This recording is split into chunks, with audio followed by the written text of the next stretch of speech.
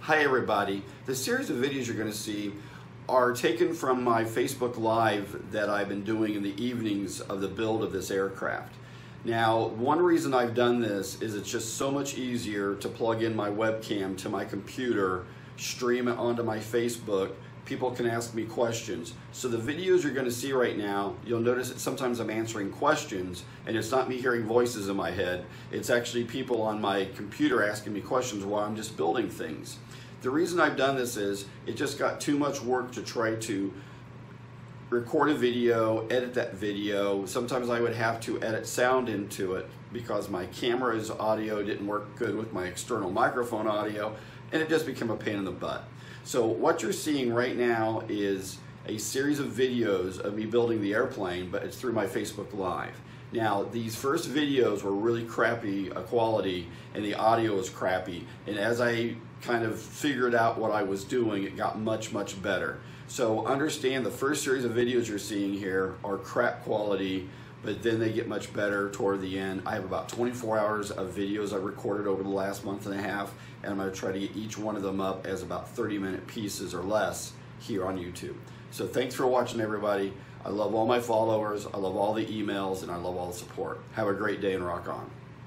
This update, I'm going to talk about the fuselage, where we're at with the freEMMAstein. And one of the challenges I came across, and if you didn't see the video last week or 3 days ago, 2 days ago, I was talking about how to make the back door, access door on the airplane, so when I dump cargo out with parachutes and stuff, or you know, a drone flies into the back and lands and then tries to come back out. I'm not sure if that's ever been done, and I'm not sure if that could be a Guinness Book of World Record, but who knows.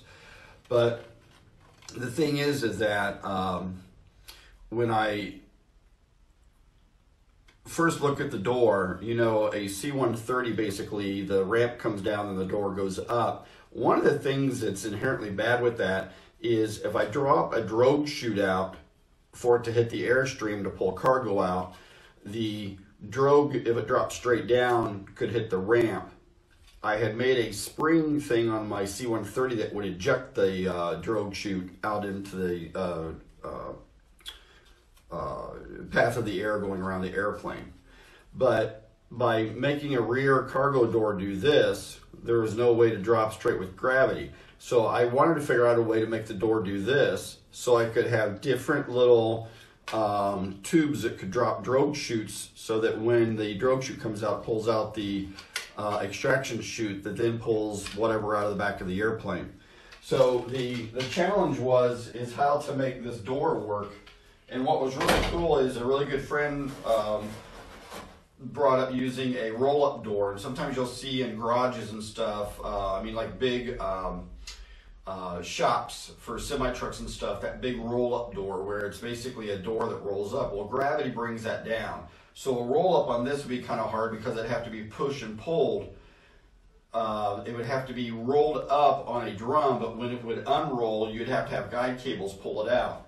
So the idea came up of doing like a garage door, but then somebody posted, well, just make it a solid single piece door and just make it easy.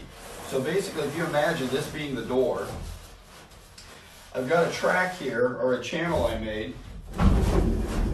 Not sure how good you can see that, but this is where a jack screw is going to go, and basically it's going to be hooked to a DC motor. I'm going to have a relay on each end, and as this jack screw moves up and down, there'll be a shuttle on it, and that shuttle will be connected to an arm kind of like this, just for the sake of the mock-up. So what will happen is as the jack screw moves, and as the jack screw moves, it will pull the door down, and the door will go all the way back to here, and that will give me the ability to drop cargo that's 13 inches tall by 14 inches wide. Now, the track system that I've been experimenting with, and I 3D printed these tracks, so let's see if I can get these close enough for you to see. But I 3D printed these just as a mock-up. The ones I'm printing now actually has holes here for mounting to the fuselage. And so essentially what will happen is these two tracks will be on both sides of the fuselage. Okay, this will be on the right side, this will be on the left. So if you imagine, I've got a track here and a track here, and I'm going to make a bracket that goes across the front and the back of the door that has guide wheels. And this will just run up and down the track. Another neat thing is, I don't think I'm going to mess much with the aerodynamics of the airplane. Once I've got it all trimmed out for the way it's shaped, as this moves back, the only thing that is really changing is when it's at that high point. Because when it's back here, you got the opening, but then you've got the back of the fuselage like this. So, you know, the track system, being this right here, will just have guides that run in it. And I think what I'm actually going to do is put bearings in there, because I've got a whole boatload of bearings. And I'll just have bearings run up and down it. Actually, I started tossing quite a bit of my mock-up. Let me dig some of my mock-up back out of here. So if you think of the track, and I'm not sure how good you can see this, but here's a curved piece of the track. There's a straight piece of the track. There's another straight piece of the track. So basically this track will be like that, and I hope you can see that. Or I can just carry it over here like this and try to hold it together. Okay, so that basically, and the lighting is bad over here, but basically that's the way the track's going to look. Okay, so and as you can also see, I've been working on the landing gear. Those are the torsion bars for the landing gears. Not sure how good you can see that. But this is the trailing arm that will, and keep in mind we're upside down right now, but basically this trailing arm will be mounted on the torsion bar here, and I'll have my two wheels here. This will be mounted right about here, so I got width to keep the wheel away from the fuselage. But there's going to be a rod, and also there's going to be basically a big nacelle here that will cover all the wheels so that they're just not sticking out the sides. But basically inside that nacelle is going to be a pin stuck out here that I'll have bungees, and the bungee will also help. It won't be just all torsion bar. There will be some a whole bunch of heavy-duty rubber bands that will become the suspension for this. So my next step on this is I need to get the horizontal stabilizer spar tube installed, just like you got a wing attachment tube for the wings. I've got to put this into the fuselage, and I know exactly where the spot is to go right through. I think I already marked it over here. Yeah, it's marked right here. So this will be the tail section. The wing is about here, and one reason I got a big ass long nose on it is because the motors are on the back of the wing and I have to get the CG to work out. Right now the whole fuselage with everything in it is only 7 pounds right now, the entire fuselage. And yeah, that's not right. No, it's right. We're barely above 6 pounds. That's right. Because I actually, when I weighed it first time, I had some weights in here holding some stuff together. But right now, the fuselage weighs approximately 6.2 pounds for this entire fuselage here, and which is crazy how big it is. But this, hopefully, I'll post later this week. I mean, I was on vacation this last week, so I was able to do a lot of videos and post a lot on Facebook. You know, I go back to work tomorrow, and I'm not going to have a lot of time to spend on the airplane. I might try to do a Facebook Live Wednesday night or Thursday night, but I'm not going to have the time because of family and work. But my next thing is to design, and my Fusion 360 is this jack screw system. If you followed me about 6 months ago for a friend of mine, John Morgan, who does a lot of scale airplanes, he had a Brewster Buffalo that I designed some landing gears on that had to have a jack screw. And on that jack screw for the Brewster Buffalo, it had a stroke of about 7 inches. And I 3D printed all of it. I got thrust bearings and everything mounted in it, and it just worked absolutely beautiful. Well, on Friday, I ordered from a MasterCard 2 36-inch long Acme screws and the brass nuts. And the stroke on this will be about 30 inches. So I'll have a motor mounted here. I'll have a 3D printed track here that will have a groove on the end of it for my limit switch, so I can slide my limit switch to adjust exactly how much the door will open. I'll have a limit switch down here. So in using one of Burger Del Pina's motor controllers that I use for landing gears, I will use that on my one of the switches on my receiver. So when I flip the switch up, it will be the door opening. When I flip the switch down, it will be the door closing. And I don't know, it's going to take a little while for that door to open, because at the voltage that I run everything on the motors for, I believe, is 12 volts. And it will probably take something like 14 to 15 seconds for that door to open all the way up, because of how slow the jack screw is going to go. There's only a certain pitch I could order and it not be custom and really expensive. And I'll post all of that also on Facebook, the links to everything I had from FBL and all the parts that I'm putting into this. But I'm just really, really happy so far with the fuselage. I still am just totally ecstatic at how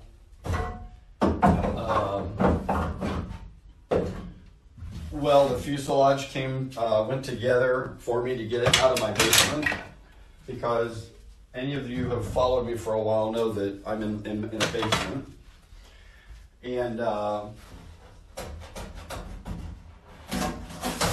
it's just really, really, really exciting to be able to build something this big and get the tolerances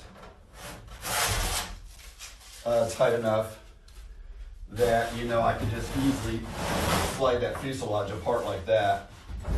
Not sure how good you can see that on the video, but just to be able to slide that fuselage together that way and it be straight is really exciting.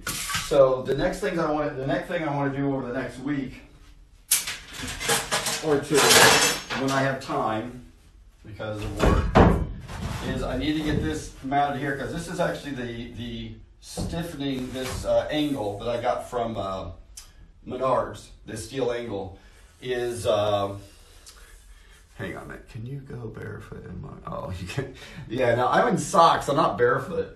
But here's the this angle is going to actually be the reinforcement that these landing gear blocks attach to.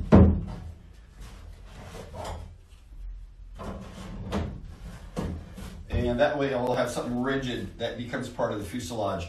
I'm going to have studs sticking out of the aluminum. I'll countersink some holes in the foam, have two 632 studs sticking up, and I'll just slide this down on it, run the screws onto it, and then I've got the hard points for my landing gear.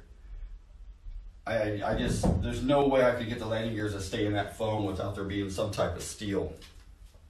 So, no, I won't ultra coat it. I'm going to glass it with 3/4 ounce glass cloth, because I have 500 yards of it left. And I don't want to put much weight. I just want to put something on there so I can paint it. Because right now, if you paint this foam with the silver metallic paint I like, it'll eat it up. And, you know, there's no way I'm going to spend the money on I mean, it'd take like, oh gosh, I'm trying to think. On my big MSL2, it took 6 30-foot rolls, I think it was, to cover it. This would take more, a lot more. And that, I just can't afford that much ultra coat. Plus, it's even though it's a low heat, I think ultra coat is the low heat stuff. I don't know what it would do on the foam. So it's going to be easier for me just to glass it, so I have something there to paint it. Plus, I think it's going to become a, going to get hanger rash all the time if I don't put a light glass cloth on it. Hopefully the glassing of this will be so freaking easy because I don't have a lot of compound curves. You know, this will be a piece of glass. That'll be a piece of glass. This entire side will just be, you know, glass, and I'll take, one thing I've experimented with, and I was going to do a video, but I never got around to doing it, is taking the West system and how much you can thin it with alcohol and it still be pretty strong. And, you know, there's always going to be somebody out there with a different opinion of yours, and that's fine. You know, I've got friends from everywhere. You know, I don't care what political party, religion, any of that. I do not care. But the thing is that when I did all my testing of the white foam, I did some pink foam, I did some blue foam, all of it with glass cloth. When I would when I would thin the West system by as much as 20% alcohol into it, I mean, it'd be almost like water. It started working more like water-based polyurethane, and I love that because I could just take a big old squeegee it all over the place, and you know, it being inherently cool down here, about 70 degrees, my glass takes a long time to cure.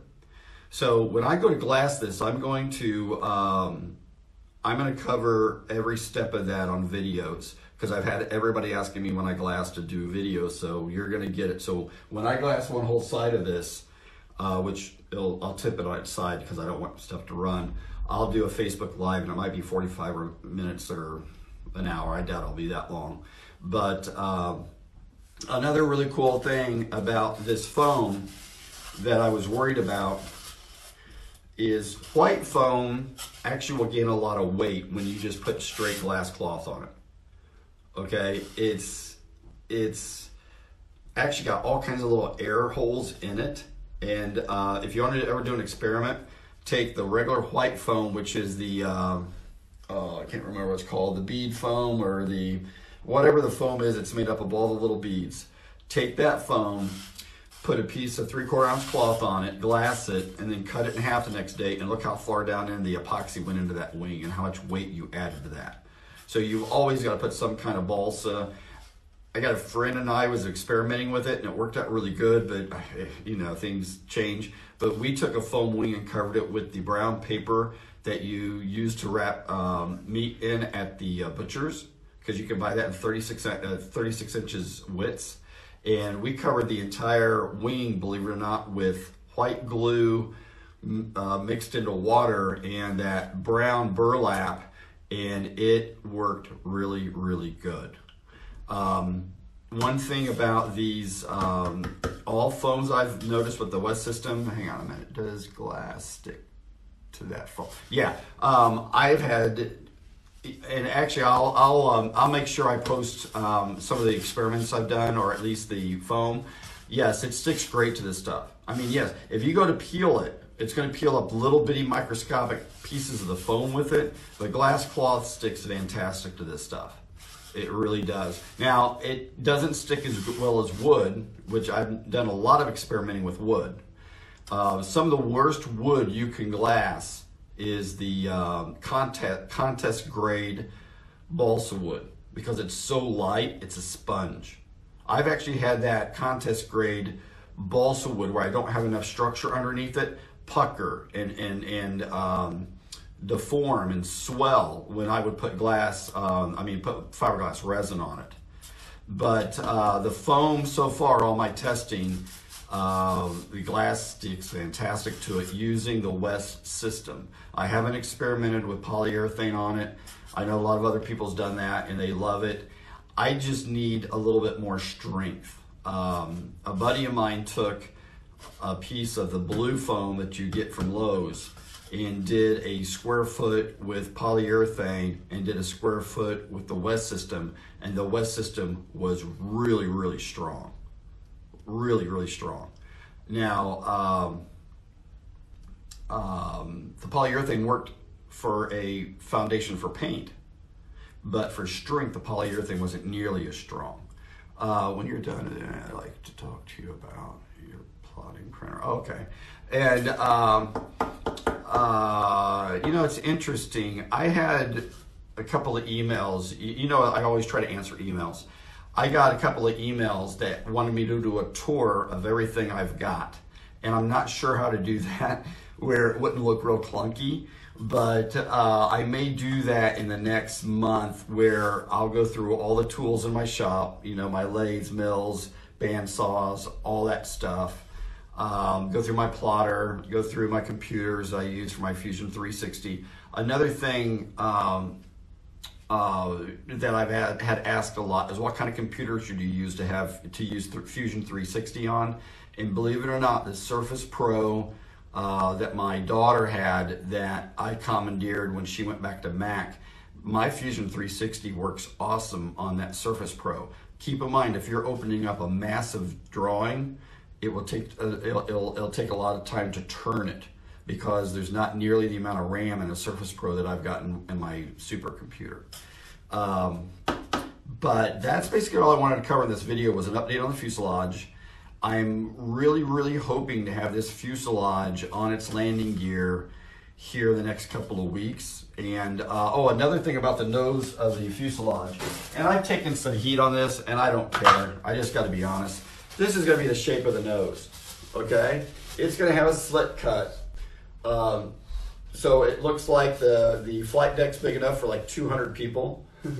So, I mean, I'm wanting this airplane in real life to literally have a 1/4 mile wingspan. I mean, you know, it's just made up. But this is going to be my nose. But one thing, and I don't think I can turn my fuselage around. I think it's too long to turn around. But technically, I don't think I've got enough room to turn it around. But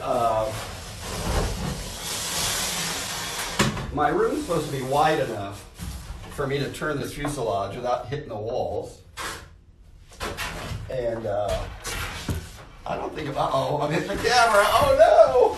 No, I can't turn it around, I don't think. But, oh, hang on, let me take the fuselage apart. So, my idea I've got in the nose, which you know is interesting because somebody on the internet said, oh, look at this way the guy built his nose. You got to build your nose like that.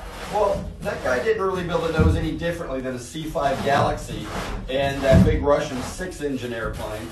So it's, you know, unfortunately, there's not a lot of new ideas in airplanes for the way that stuff works.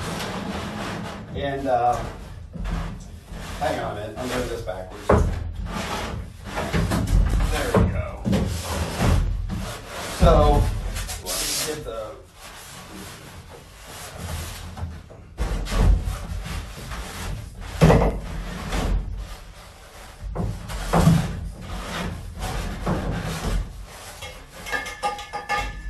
It'd be nice if I had more room, but for all my other airplanes, I have a lot of room.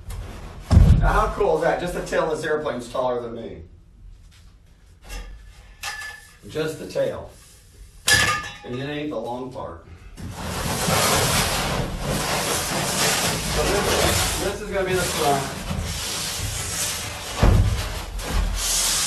Okay, this is going to be the front.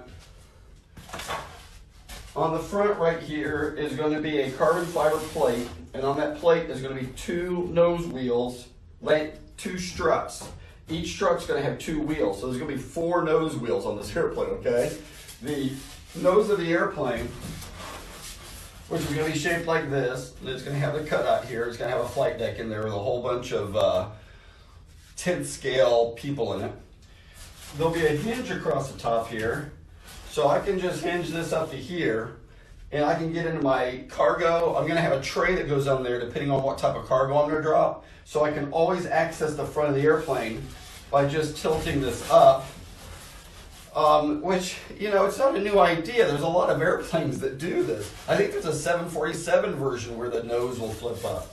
But basically, there's going to be a piano hinge right here, and the whole nose will just tilt up. It'll be sitting on the landing gear, and I can get to everything here. this will actually have a cutout here, and there'll be a tray that goes in here that will slide in and out, and that's where all my radio gear will go. So, so that's basically it for this update. Trying to think if there's anything else I wanted to cover. But my goal is to get the fuselage done next, which means the entire fuselage, horizontal, vertical stab, get the elevators and rudder all figured out, and get it done and probably glassed but not primed or painted. That's my next goal. Then I'll push that out of the way, complete the left wing. I already built the right wing, complete the left wing, and then complete the nacelles. And as fast as this is going, I really don't know why I wouldn't have that done by the end of December. And if I've got that much done, then at that point, it's going to be start testing, the systems, the motors, all the systems. So, trim motors for the nose. Yeah, right. So, but if you haven't heard, also on the back end of this airplane, right here is going to be a motor mounted backwards, and that's going to be my thrust reverser when I land. And it's going to take some programming with the radio, because I'm going to set my stick up like a helicopter. So when the stick goes forward, the 4 pushers are pushing me, and when I pull it backwards, that motor's going in reverse. So thanks for watching the video, everybody. If you didn't make this live, that's fine. I'm not really doing this because I want it to be live. I'm doing it because it's a lot easier than me making video, editing it, putting it on YouTube, and then sharing the link here on Facebook. Another thing that's kind of neat is I can actually download each of these videos and make a long YouTube video of all of my Facebook updates. That way all my YouTube followers can actually see this, because for some reason there are still people out there that don't want to join Facebook because they think it's Big Brother watching them. So have a great night, everybody. I will talk to you later in the week. Keep in mind, I got to go back to work tomorrow, so there's not going to be many videos this week. I was on vacation last week. Thanks for watching, everybody, and have an awesome day, or evening, or night. Take it easy. Bye.